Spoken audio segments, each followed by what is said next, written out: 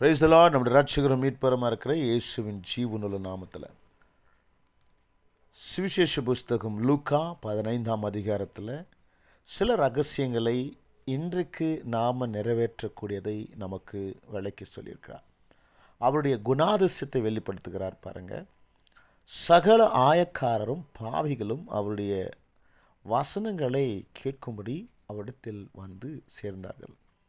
அப்போது பரிசேயர் வேத பாரகரும் முறுமுறுத்து, இவர் பாவிகளை ஏற்றுக்கொண்டு அவர்களோடு சாப்பிடுகிறார் என்றார்கள். அவர்களுக்கு அவர் சொன்ன ஓமை யாவது,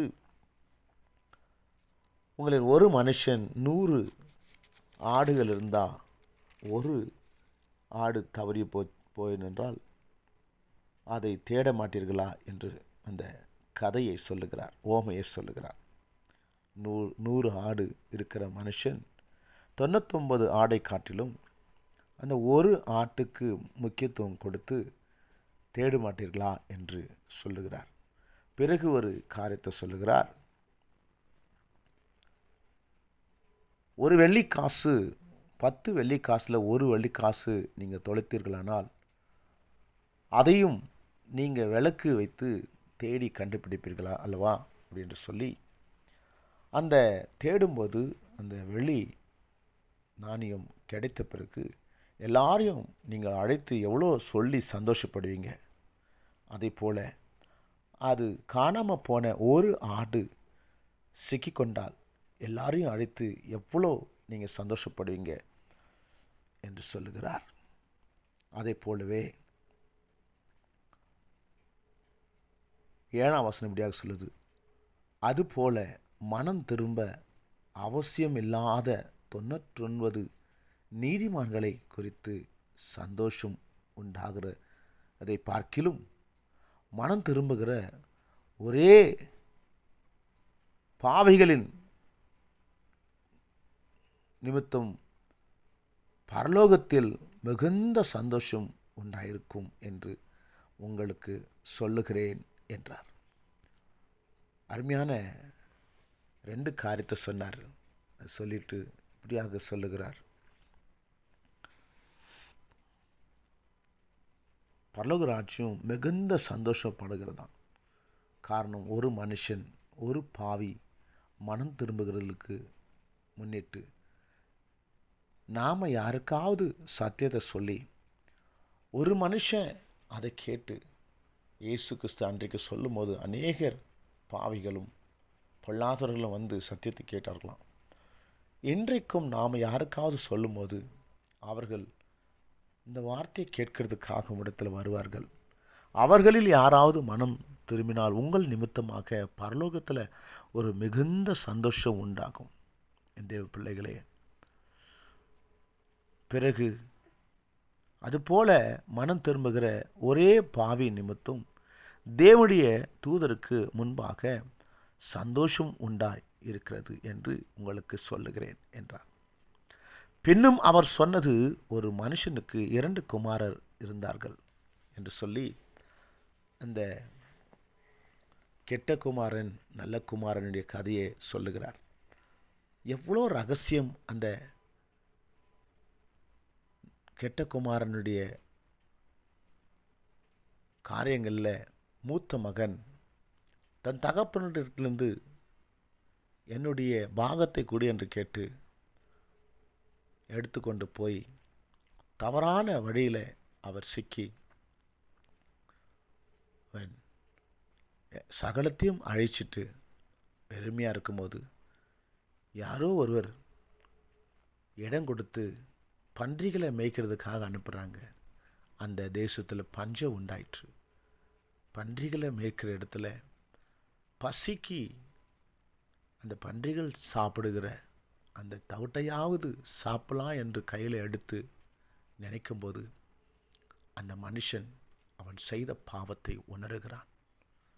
என் தேவ பிள்ளைகளே, ஒரு மனுஷன் மனம் திரும்புகிறது தேவன் விரும்புகிறார்.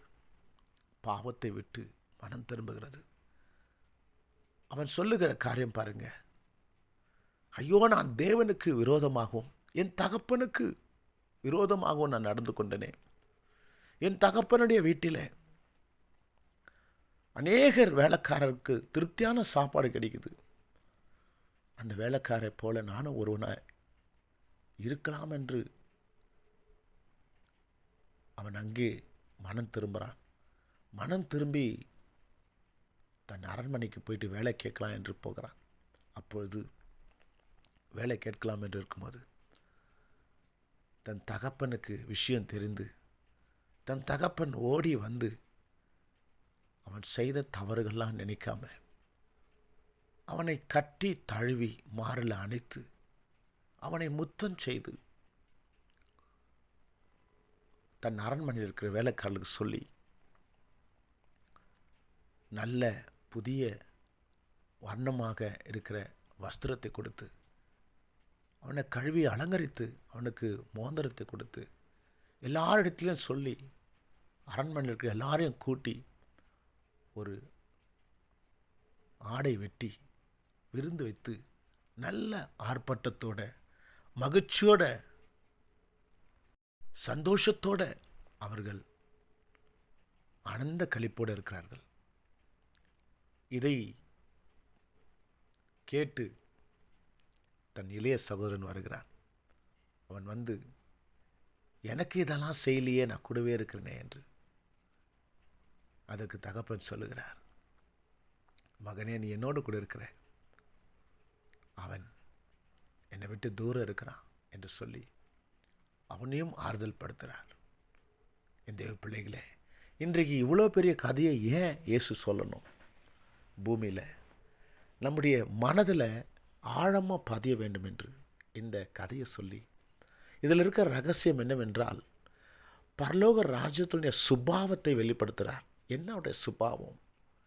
இன்றைக்கு ஆண்டரை விட்டு நம்ம பின்மாற்றத்தில் இருக்கிறோம், அவரை விட்டு தூரம் இருக்கிறோம், அவருக்கு சாட்சியா இல்லை, வேதத்தின்படி நடந்து கொள்ளலை, மாம்சமாக இருக்கிறோம், மிருகத்தனமாக இருக்கிறோம், பாவத்தில் இருக்கிறோம், மடிந்து கெடுக்கிறோம், மரணத்தில் இருக்கிறோம். ஆனால் உங்களில் யாராவது ஒருவர் இப்போ இன்றைக்கு மனம் திரும்புவார்களா என்று இயங்கிக் கொண்டிருக்கிற ஒரு தெய்வம் உண்டு. அது பரலோக தெய்வம். அந்த பரலோகம் உனக்காக காத்துட்ருக்குது. யாராவது ஒருவர் மனம் திரும்புவார்களா என்று காத்து கொண்டிருக்கிற அந்த தெய்வத்துக்கு நம்முடைய தவறுகளை ஒப்பு கொடுத்து நம் மனம் திரும்பினால் அவர் இன்றைக்கும் நம்மளை ஏற்றுக்கொள்கிற ஜீவனுள்ள தேவனாக இருக்கா. அப்படியாக மனம் திரும்புகிறது ஒரே பாவி மனம் திரும்புதல் நிமித்தமாக பரலோகமே ஆர்ப்பரிக்குது, பரலோகமே மகிழ்ந்து களி கூறுது என்று வேதம் சொல்கிறது.